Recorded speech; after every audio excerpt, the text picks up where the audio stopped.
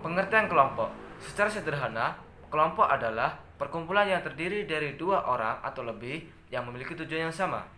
Sedangkan menurut pendapat para ahli, salah satunya adalah Stockdale pada tahun 1959, kelompok adalah suatu sistem interaksi terbuka di mana pola interaksi tersebut ditentukan oleh struktur sistem tersebut.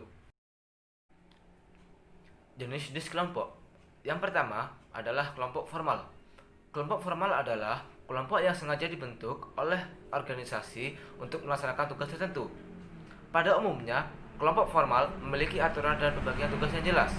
Contohnya, perusahaan resmi, organisasi psikologi, dan pegawai rumah sakit. Yang kedua, kelompok informal. Kelompok informal adalah kelompok yang dibentuk karena ada kepentingan sama. Contohnya, kelompok kesamaan hobi, kelompok kesamaan pandangan politik, dan kelompok kesamaan kepercayaan. Yang ketiga, kelompok primer. Kelompok primer adalah kelompok yang jumlah anggotanya sedikit tetapi memiliki hubungan yang sangat dekat, contohnya keluarga dan teman sebaya. Yang keempat adalah kelompok sekunder. Kelompok sekunder adalah kelompok yang jumlahnya sangat banyak dan tidak harus mengenal dan didasari oleh kepentingan sama, contohnya organisasi buruh dan sekolah. Teori-teori pembentukan kelompok. Yang pertama adalah teori kedekatan atau proximity theory. Teori ini merupakan teori yang sangat dasar dalam pembentukan kelompok yang menjelaskan bahwa kelompok terbentuk karena adanya afiliasi atau perkenalan di antara orang-orang tertentu. Yang kedua, teori interaksi atau George Human. Teori ini didasarkan pada aktivitas, interaksi, dan sentimen atau perasaan yang berhubungan secara langsung. Yang ketiga adalah teori keseimbangan atau Theodore Newcomb. Teori ini menyatakan bahwa seseorang yang tertarik pada yang lain karena ada kesamaan sikap di dalam menanggapi suatu tujuan. Yang keempat adalah teori pertukaran. Secara praktis, pembentukan kelompok karena adanya alasan ekonomi, keamanan, dan alasan sosial. Pada umumnya, para pekerja mempunyai keinginan afiliasi dengan pihak yang lain. Yang kelima, teori alasan praktis atau practical theory. Teori ini menyatakan bahwa kelompok terbentuk karena kelompok cenderung memberikan kepuasan atas kebutuhan-kebutuhan sosial yang mendasar dari orang-orang yang berkelompok. Kebutuhan-kebutuhan sosial praktis tersebut dapat berupa alasan ekonomi, status sosial, keamanan, dan politis. Syarat-syarat pembentukan kelompok. Yang pertama adalah adanya kesadaran sebagai bagian dari anggota kelompok yang bersangkutan. Yang kedua, adanya hubungan timbal balik antara anggota. Yang ketiga, adanya faktor pengikat seperti kesamaan nasib, kesamaan kepentingan, dan kesamaan ideologi. Yang keempat, adanya struktur, kaidah, dan pola perilaku yang sama. Yang kelima, bersistem dan berproses untuk kemajuan tiap anggota atau seluruh kelompok. Baik, saya akan melanjutkan menjelaskan tentang ciri-ciri utama kelompok. Yang pertama ada individu yang berinteraksi mengidentifikasi dirinya sebagai anggota kelompok serta memiliki kesadaran bahwa ia merupakan bagian dari kelompok. Yang kedua ada pihak luar mendefinisikan individu yang berinteraksi sebagai anggota kelompok. Yang ketiga, terdapat hubungan yang sifatnya timbal balik. Artinya, dalam proses interaksi sehari-hari, baik itu individu maupun kelompoknya dapat saling mempengaruhi satu sama lain. Yang keempat, memiliki norma dan nilai yang disepakati bersama sebagai pengikat dalam bersikap dan bertingkah laku antar sesama anggota kelompok sehingga timbul kesamaan pada pola perilaku. Yang kelima, memiliki rasa kebersamaan dan solidaritas. Yang keenam, memiliki kesamaan motif, visi, dan tujuan. Jadi, seseorang yang berkumpul dan membentuk kelompok tersebut memiliki motif, visi, dan tujuan yang sama. Oke, selanjutnya. Baik, yang keenam, ada tahapan perkembangan kelompok. Pada riset telah menunjukkan bahwa suatu kelompok berkembang melalui 5 tahapan. Yang pertama ada tahap pembentukan.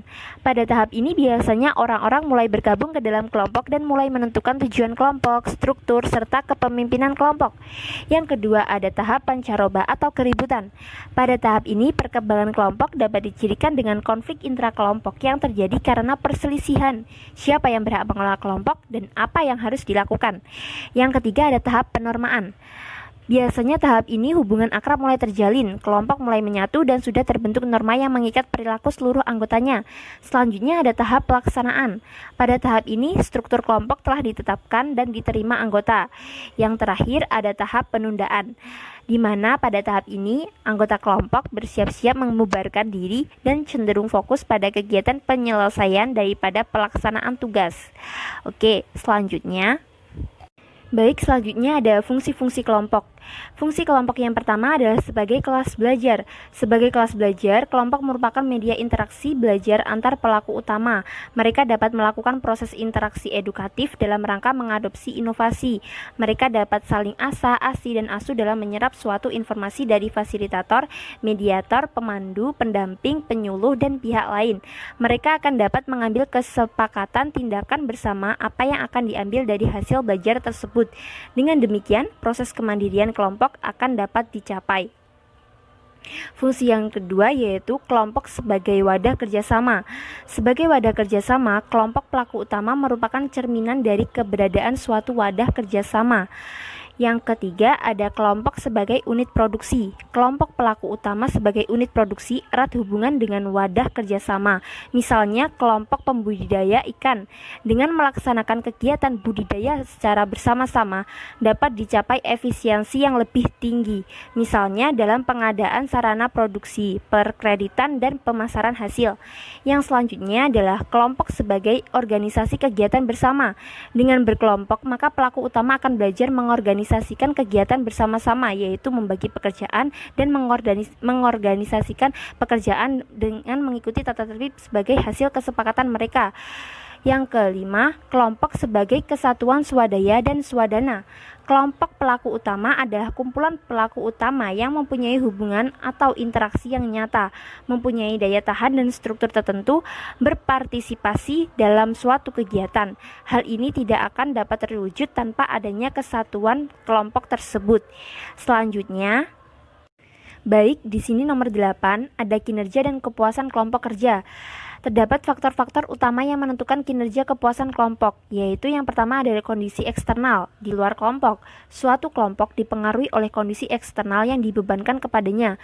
Kondisi tersebut diantaranya adalah strategi organisasi, hubungan wewenang, regulasi dan aturan formal, ketersediaan sumber daya, kriteria pemilihan karyawan, budidaya dan sistem manajemen kinerja, serta tata letak fisik tempat kerja kelompok tersebut. Selanjutnya, yaitu faktor yang kedua, sumber daya anggota kelompok.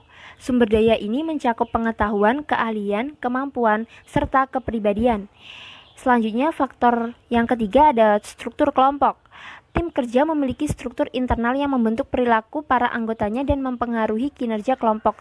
Struktur ini menegaskan peran, norma, kesesuaian sistem status, ukuran kelompok, kesatuan kelompok, dan kepemimpinan. Peran sendiri merupakan pola perilaku yang diharapkan dari seseorang yang mengemban suatu posisi tertentu dalam unit sosial yang membantu kelompok dalam menyelesaikan tugas atau menjaga tingkat kepuasan anggota kelompok. Norma sendiri yaitu standar atau ekspektasi yang diterima dan dibagi oleh anggota kelompok.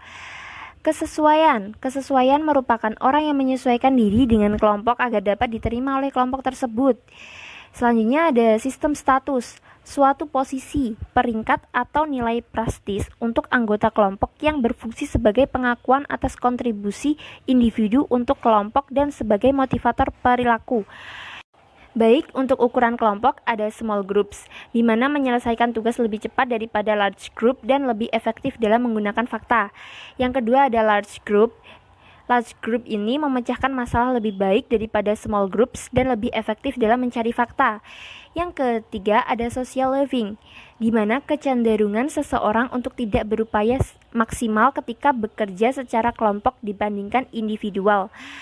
Yang selanjutnya ada kesatuan kelompok, di mana anggota tertarik pada kelompok dan saling berbagi peran dalam mencapai tujuan kelompok. Kelompok yang tingkat kesatuan kelompoknya tinggi akan lebih produktif dan lebih efektif dalam menangani tugas dan mencapai tujuan kelompok daripada kelompok yang tingkat kesatuan kelompoknya rendah.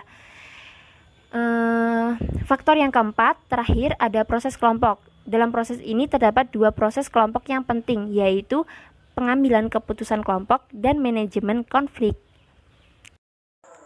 Saya Salsabella Almira akan menjelaskan seputar tentang tim kerja. Pengertian tim kerja. Tim kerja adalah kumpulan individu dengan keahlian spesifik yang bekerja sama dan berinteraksi untuk mencapai tujuan bersama. Keberhasilan dalam menerapkan kepemimpinan tim kerja yang kuat merupakan fungsi dari mutu manajernya.